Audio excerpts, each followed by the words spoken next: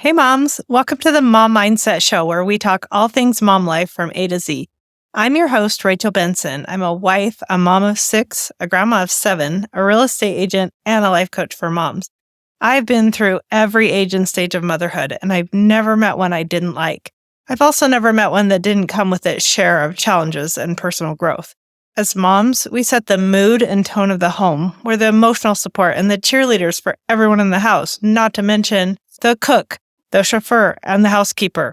There's a lot to know and do, and that's what I'm here to help with. I want to help you create the home and family life of your dreams, and I do that not only by helping you with the skill set, but more importantly, the mindset that can really help you succeed as a mom. Thanks for being here. Let's talk about what's on your mind today.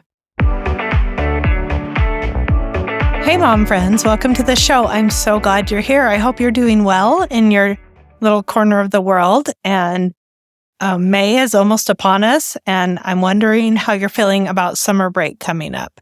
Are you one of those moms that can't wait and just love summer vacation? Or do the days seem kind of long and like they all blur together and summer lasts as long as the whole school year? I've been through all iterations of that in my mom life, and the days used to seem really long when I had a whole house full of bored kids at times or friends running in and out all day, and it's like 16 hours of sunlight, and just like it just seemed like a lot to handle, with especially just keeping the kids occupied. And then somewhere as my kids got a little older, it really shifted, and I started to feel like, wow, where does the summer go? I started to enjoy the good things about it, and the lack of the strict schedule and all that. And it totally shifted for me. And so I'm wondering where you are all at. Do you feel like I used to when I'd go into school, the last day of school, or in that last week when they clean out their desks and stack them all in the hall and turn in their books and do all that? Or maybe you have someone graduating and it's just such a milestone. That shift at the end of the year always really hit me. Like, the time is passing, the kids are another year older, and now you're all crying. So I'll stop saying that. But I'm just wondering what your mindset is about summer and another school year passing for your kids, or wherever you're at with your kid raising. How's that going? How are you feeling about that as we go into the last month of the year? I know May is a really busy month for moms, so I hope you enjoy all those end of year activities. I never knew how much I built my life around those until 2020 happened, and I had a senior graduating that year. My kids have a lot with their performing activities usually that time of year. And when from March to May, everything shut down. My son had the first drive-through graduation. School just ended so abruptly, and I was like, what is this? And I just used to complain about a little bit too much busyness. And then when it was gone, I missed it so much that it was hard. It was hard to deal with that sudden change in schedule and everything that went along with that. But what was beautiful about it is, as time went on, we were like, well, we literally can't go anywhere. And so we did some fun things. Like, my daughter had always wanted to learn to watercolor, and my husband's aunt offered a watercolor class online as soon as we started figuring out how to do everything over Zoom, right?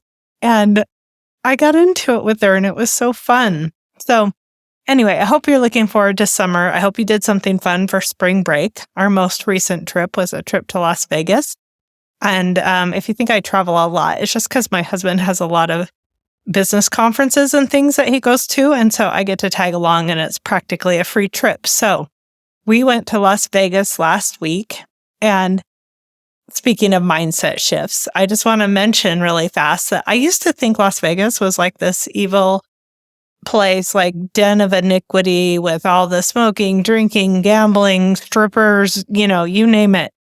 And the last couple times I've been to Las Vegas, I've been there twice this year, well, in the last 12 months. And I just absolutely enjoyed myself. Now, I wasn't taking little kids with me, so I didn't have that to worry about. And I was just able to go shop and just enjoy the sunshine. I didn't sit by the pool much. I'm not much of a pool sitter. We have our own pool, so I can kind of wait like another month and then do my pool sitting. But anyway, I was able to just go shopping at, I don't know how many of you have been to like the Forum at Caesar's Palace. They have, just all the designer shops in the world. And they have like full on statues in the middle of this mall. And it's like being somewhere in ancient Rome. It's just incredible. And same thing at the, what's it called? The Venetian Hotel and Casino. They literally have canals inside and outside the hotel with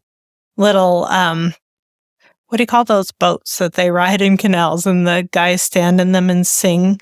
I can't even come up with a name right now. But anyway, they have that inside the mall. And again, it just looked like somewhere in Rome. So beautiful. And I just absolutely enjoyed it. I'm not really into shopping for designer things, which is what a lot of it is, but it was fun to just like look around and see all the designer shops because we don't have any of those in my town. So anyway, I just think it's so interesting that the mindset shift I had about Las Vegas allowed me to enjoy it, where before I was very guarded and stressed out about what the influence would be on my kids. I don't know if I thought they were going to start drinking and gambling and was going to strip shows, but I was very on guard the whole time I was there. And this time I was able to go and enjoy what was good there. And we even took in a really good magic show that I just wanted to mention to you because it's totally family friendly if you are in the area. It's Matt Franco. It's called like Magic Reinvented Nightly or something. And he was so good. Like, it was just an absolutely, I want to say beautiful show, just classy and fun and amazing. And he does so many things with the audience that make it really interactive and fun. So highly recommend that if you have a reason that you're going to Vegas. So anyway, on with our topic today. What I actually wanted to talk about is totally unrelated to either of those things. I wanted to do another episode on communication. In episode 4, I talked about communication. I gave some communication tips, but this is something that you will probably hear me talk about quite a bit because it's so important for families. And it's something that most of us really don't feel like we're good at. We don't have the skills to communicate, and especially in our families when it feels like the stakes are so high. If we say the wrong thing, that's not going to be good. If we just blurt out and, yell and like just make a mess of things, that just can be really difficult. So what happens is we tend to blow up when we have something we need to say that we haven't said. And, the pressure just builds and finally we just freak out. Or we just clam up and then we have all this anxiety inside from the things that we're not saying and not telling the truth about and not getting out in the open. And so neither of those create the best of situations for good communication. And one thing I've learned from coaching, probably above all else, is that so many problems could be solved with honest, open communication. So if we can learn how to do that, we can just almost instantly improve our family life. And I'll just tell you a couple that aren't necessarily like mom related, but you'll get my point. There was one woman I coached a long time ago who was dealing with a situation where her mom had some kind of land that she owned, and there were some legal issues with it that she needed to resolve. So for years, she had been calling her daughter, what should I do? And her daughter would tell her what to do, and then she wouldn't do it. And it was to the point that the daughter was just like, I don't want to deal with this anymore, but I don't know how to tell my mom. Guess how long this had been going on?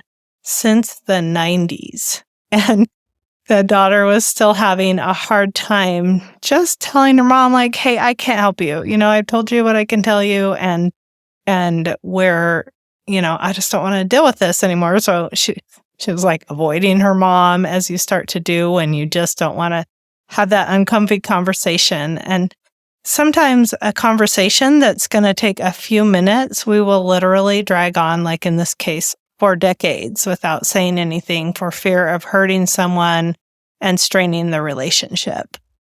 And just the slightest mindset shift can help us open up a conversation and have it go smoothly. Or maybe it doesn't go perfectly, but it's better than no conversation at all. And so in situations like that, we talked and she realized that she just needed to open up and just let her mom know and let her mom have her own feelings about her daughter not wanting to be involved anymore. And honestly, I don't know what happened after that, but maybe it expedited the process of her mom finally finishing that, the legal things that she needed to do, which was probably a huge relief to her too. So sometimes we feel like we're going to make things bad, but actually we can expedite helping people find solutions to their own problems when we can just speak up. And just another quick example, I was coaching a woman who was dating a man, and she would just wait all day for him to call or text or ask her on a date or something. And for whatever reason, she felt kind of powerless in this situation. And so she would just sort of wait for him instead of taking the initiative to call or text him or ask him on a date. And as we talked and coached on it, it was just like she had the mindset that, it was up to him. It was his role. And she didn't feel that she could take on that role of empowering herself to talk to him. And she was really not even thinking about that because her mindset was, it's his job to have this conversation. And don't we all do that in some situations? We wait for our teenagers to open up to us, or we want our husbands to take the initiative to have a conversation about our finances, say, or our love life or anything else. And it's probably the farthest thing from the other person's mind. Like, no two people think alike. So I want to empower us as moms to have any conversation that we want to have, that we feel would be beneficial to our family relationships. Now, there's times that,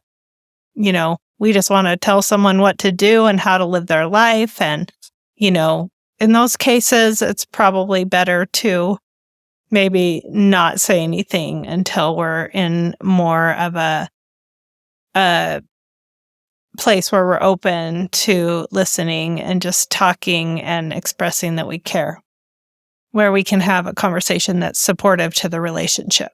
So while there are a lot of ways to communicate well, there are just 3 that I want to talk about today. Ways to approach conversations so that we can have effective communication and avoid those big blow-ups or those times when we just totally misunderstand each other.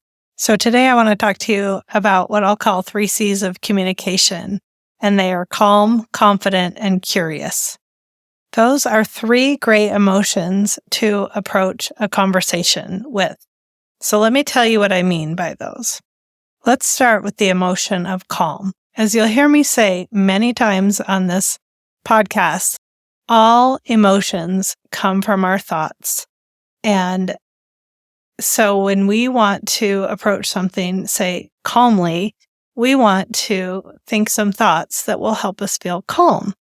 Because if we go into a conversation feeling fearful or angry or frustrated or resentful, I probably don't even have to tell you how that conversation's going to go. That's when we blow up, and then other people become defensive, and then things escalate, and then nothing ever that's really good or helpful will come of that. So if we're thinking thoughts that can help us approach a situation calmly, we have a much better chance of having a productive conversation. So what are some thoughts that could create a sense of calm within you? One of my favorites is everything will be okay. I really, really like to approach any situation in life that with the belief that everything will be okay. So, for instance, if we're really worried about our teenagers, and if you have teenagers, you're probably worried, about at least something in their life, whether it's their grades, their friends, their lack of initiative. It could be any number of things. But if you are always trying to think and believe everything will be okay, you'll be so much more able to express, confidence in your kids and convey that confidence to them and be open to listening to them. Now, I just want to tell you, one thing that really helps me to think about when I get, freaked out about anything with my teenagers. I only have one teenager left, but when I was 17 years old, I went to Europe on study abroad. I went to the south of France, and then I had planned to travel around after and even stay there after and be a nanny.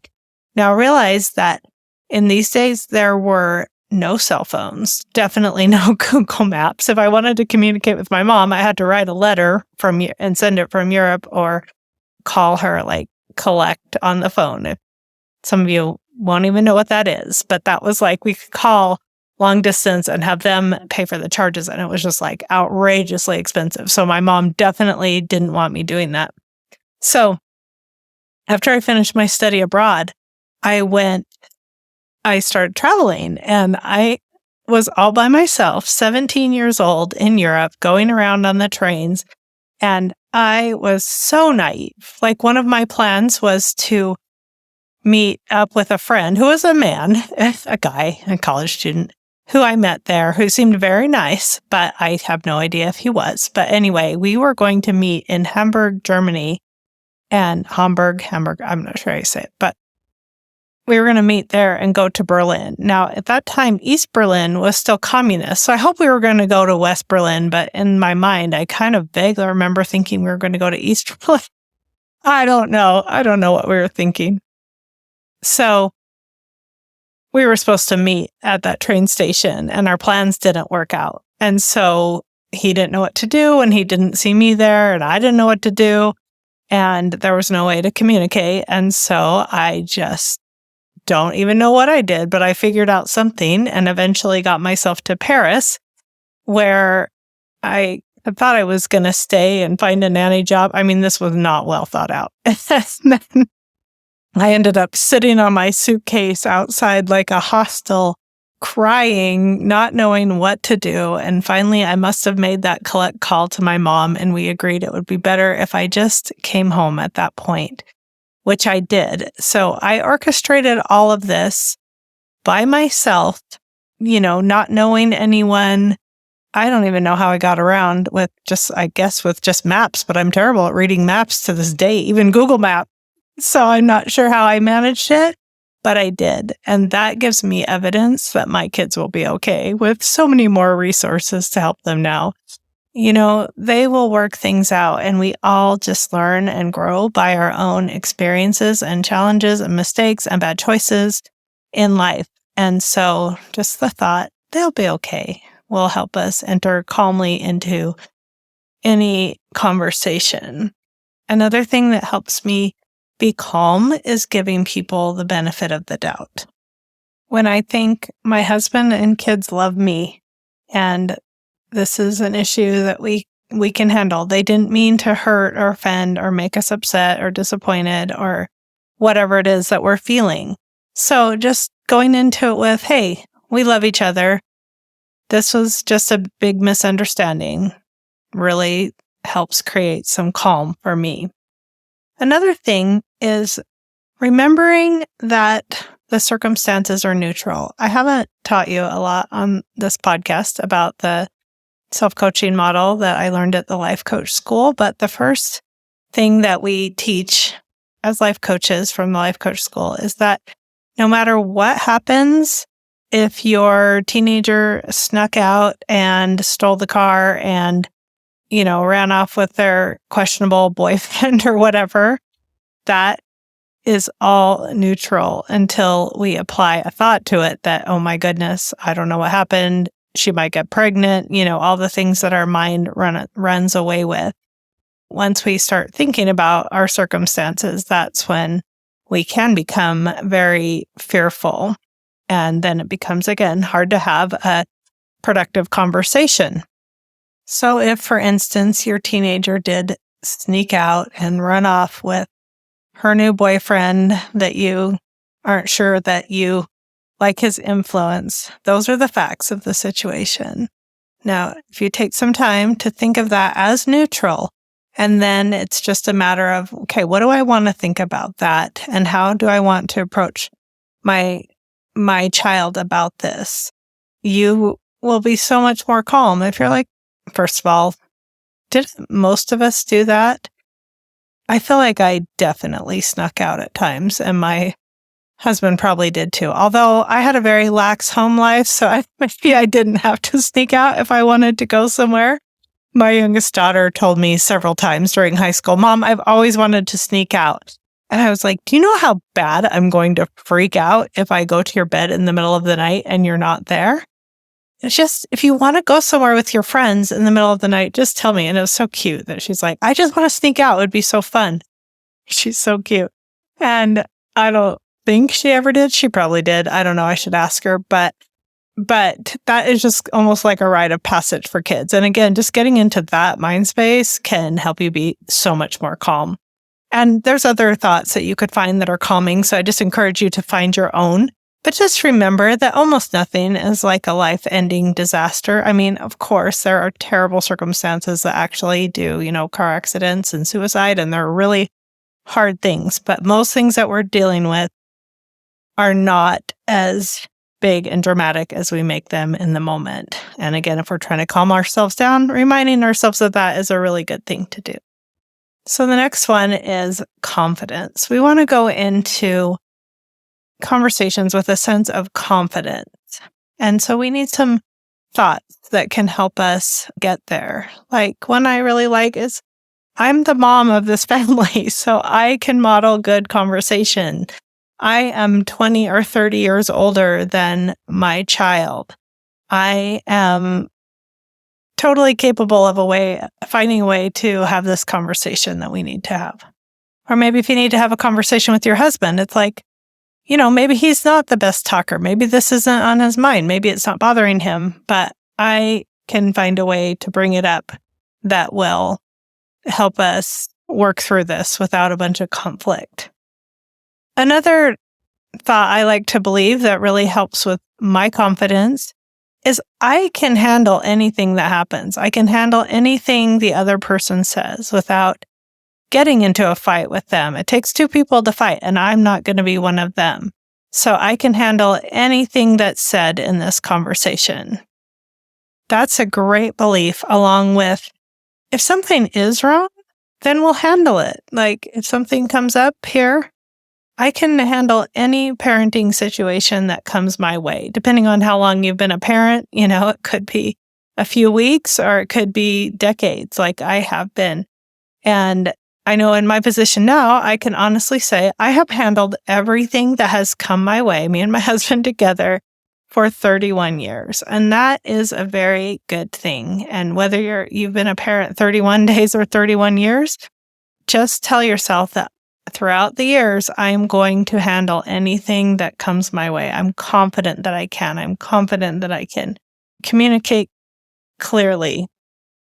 And one other thing that can create confidence is just practicing ways to lead into the conversation. Like, hey, it's hard to tell you this, but I think you're going to be upset with me, but I just want to get this out in the open.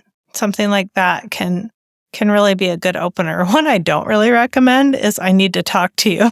That just kind of scares people, especially men and teenagers. So practice a little sentence or two that feels like a good, comfortable opener to you, and you'll have more confidence going into a conversation. And the next one is just know that it's okay if whoever we're needing to talk to in our family doesn't like it. Like we want to say, no, you can't take the car because last time you did, you were irresponsible or you were out too late or whatever. And we also want them to like it. Like we want to say what we need to say and do our role as parents.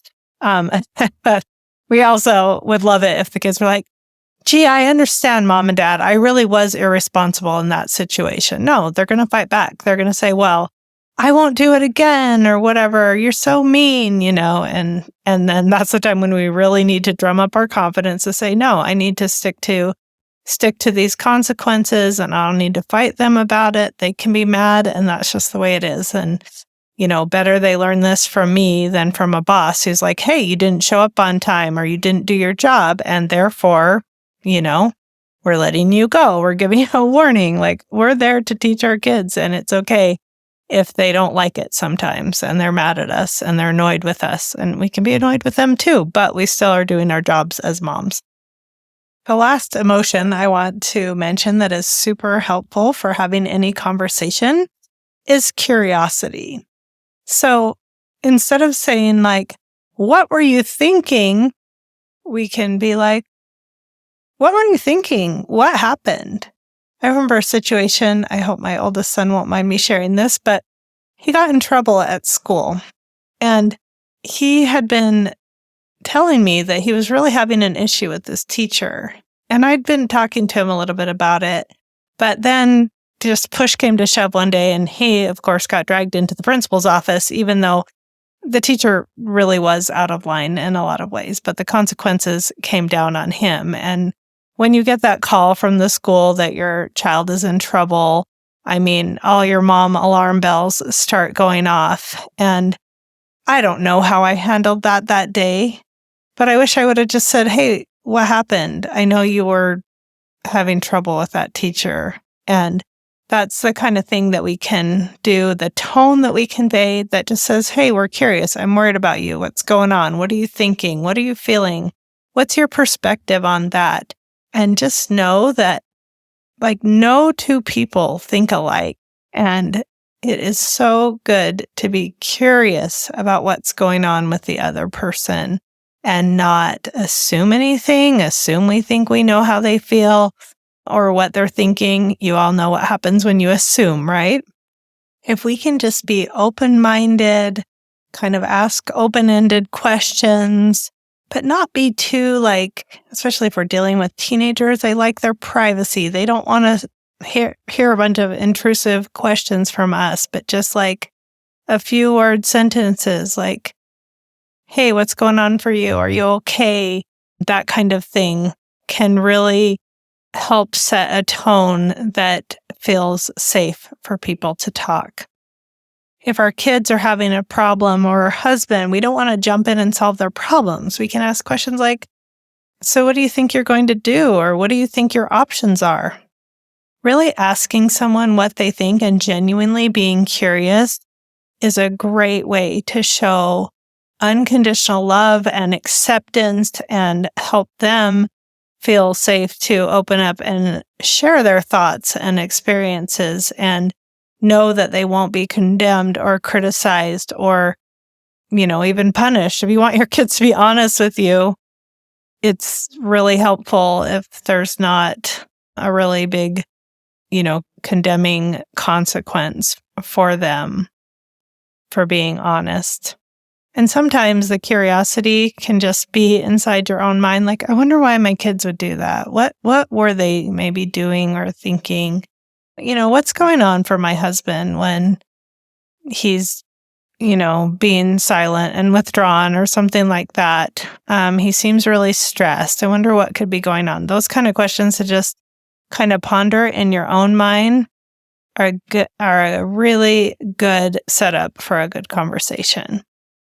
So again, just to recap, thinking in terms of going into a conversation calmly, confidently, and with curiosity are 3 great ways to improve communication in your family. And better communication can only lead to a better, happier family life. So please let me know your questions. I have Ask a Coach on my webpage, mom-mindset.com. You can come and ask questions anonymously, and I will answer them there online.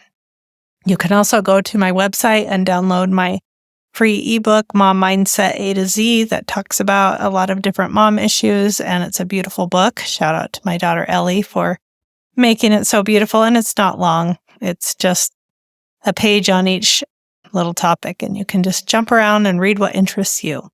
So I hope this podcast has been helpful and enjoyable for you. If you are enjoying the podcast, please consider rating it, subscribing, and reviewing it within your podcast platform. And I can't tell you how to do that, but it's super easy to figure out. So thank you for being here today, and I will talk to you next week.